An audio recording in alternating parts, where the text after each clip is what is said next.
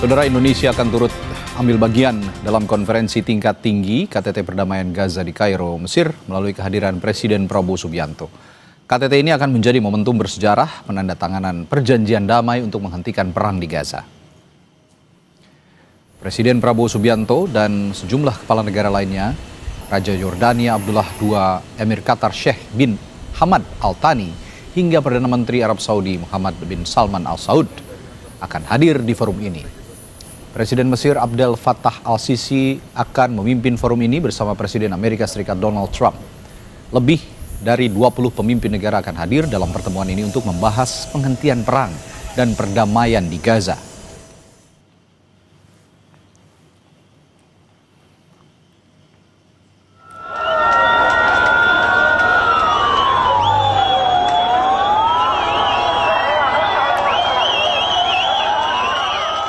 Sementara itu, ratusan orang menyambut kedatangan sejumlah warga Palestina yang selama ini ditahan militer Israel.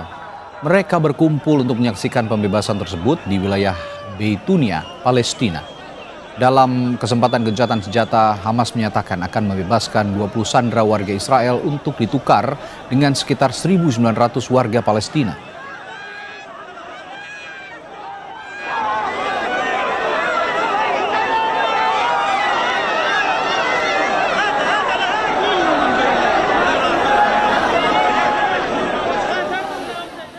Mensesnek Prasetyo Hadi mengungkap Presiden Prabowo Subianto telah meminta Wakil Panglima TNI untuk menyiapkan pasukan untuk mendukung perdamaian di Gaza.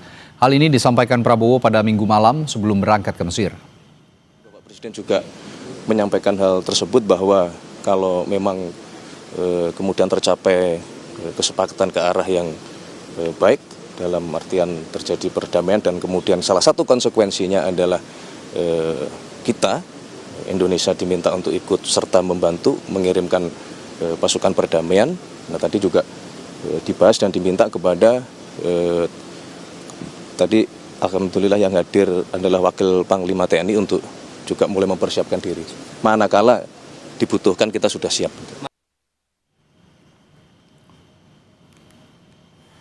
Pada sidang umum Perserikatan Bangsa-Bangsa PBB September lalu, Presiden Prabowo menyatakan Indonesia siap menerjunkan puluhan ribu pasukan untuk menjaga perdamaian di wilayah konflik termasuk di Gaza.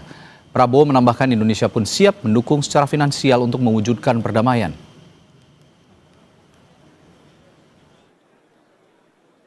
Indonesia is prepared to deploy 20,000 or even more of our sons and daughters to help secure peace in Gaza or elsewhere. We are also willing to contribute financially to support the great mission to achieve peace by the United Nations.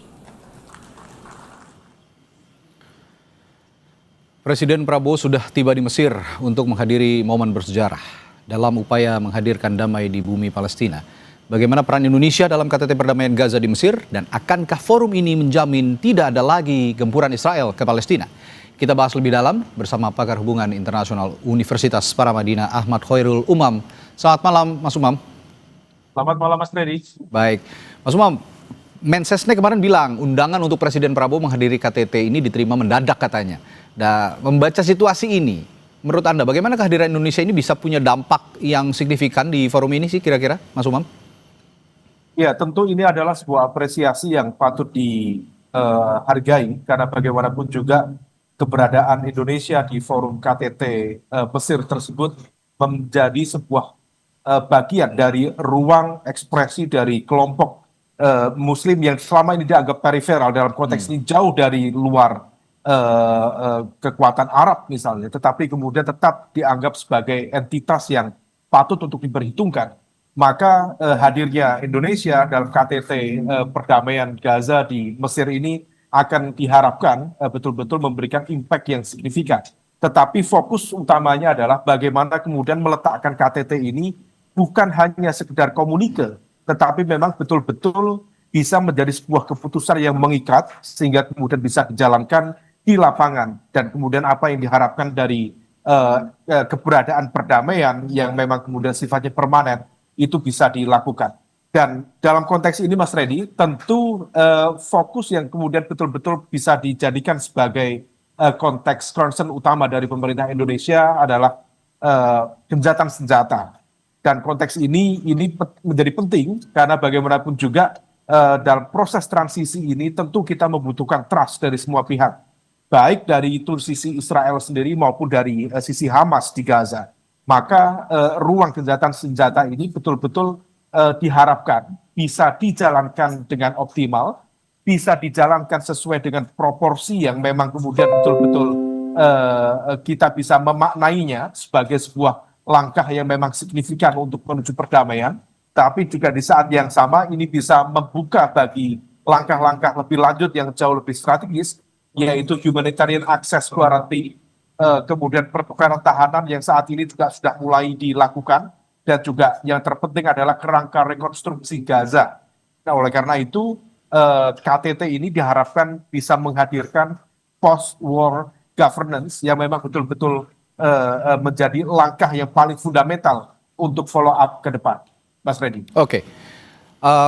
Lalu yang ingin saya tanyakan juga soal kontribusi atau peran Indonesia kira-kira yang perlu dilakukan untuk mendorong dan menjamin tidak ada serangan lagi ke Gaza, karena ini kan sebenarnya besok atau hari forum yang akan diselenggarakan di Mesir ini kan sangat-sangat bersejarah, termasuk sejarah juga untuk Indonesia karena presiden kita Pak Prabowo Subianto dilibatkan di dalamnya. Tapi kira-kira itu tadi pertanyaan saya, kontribusi Indonesia yang perlu dilakukan untuk mendorong dan menjamin tidak ada lagi serangan ke Gaza itu bagaimana, Mas Umam? Ya, memang ini tidak mudah ya, karena dalam situasi transisi basis trust itu seringkali kemudian diuji, dan dalam konteks itu biasanya eskalasi di tingkat lapangan itu seringkali kemudian bisa menciptakan strategic miscalculation dalam skala yang lebih luas. Nah, oleh karena itu yang bisa dilakukan tentu di fase ini adalah kemampuan untuk membentuk contact person, contact group, baik itu yang berisi dari Indonesia, Mesir,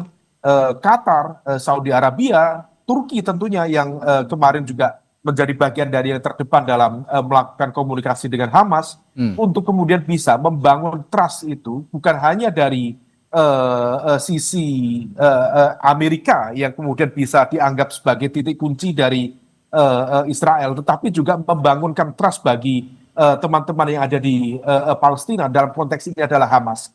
Memang ini tidak mudah karena memang kedua belah pihak tentu sudah dihadapkan pada sebuah situasi yang basisnya adalah kecurigaan. Ya. Nah, oleh karena itu basis-basis kecurigaan itu yang kemudian harus diantisipasi.